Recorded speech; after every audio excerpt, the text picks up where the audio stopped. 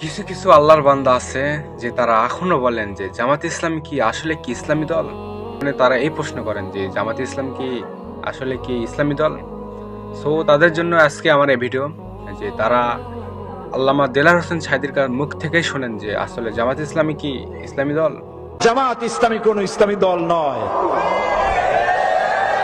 যিনি বলেন তিনিও কিয়ামতে উঠবেন, আমরা উঠব।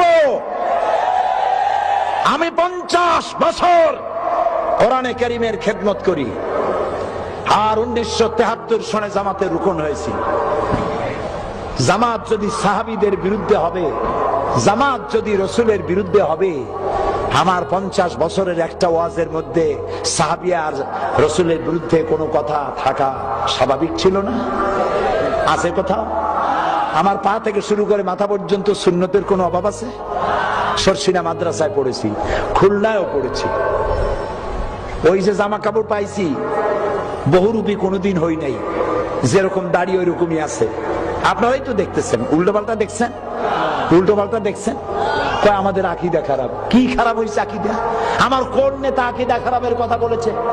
আমার নিজামী সাহেব, মুজাহিদ সাহেব, আমার এমপিরা, আমার নেতৃবৃন্দ, আমার গোলাম আজম সাহেব কে বলেছেন সাহাবীদের বিরুদ্ধে জানতে চায়? কে বলেছেন নবীর বিরুদ্ধে? আপনারা বলেন জামাত ইসলামী কোন ইসলামী দল নয়। আল্লাহকে ভয় করুন, কিয়ামতে আসামি হতে হবে, আসামি হতে হবে, আসামি হতে হবে ইনশাআল্লাহ। যে আপনি কি মানেন যে এটা ইসলামী দল নাকি ইসলামী দল না, সেটা আপনার ব্যক্তিগত ব্যাপার। আপনি একজন মুসলমান হিসাবে আপনার কতটুকু জ্ঞান আছে ইসলাম সম্পর্কে যে আপনার মনে হয় না যে বাংলাদেশ জামাত ইসলামী আসলে ইসলামিক দল না? আপনার কাছে আমার একটা প্রশ্ন থাকে।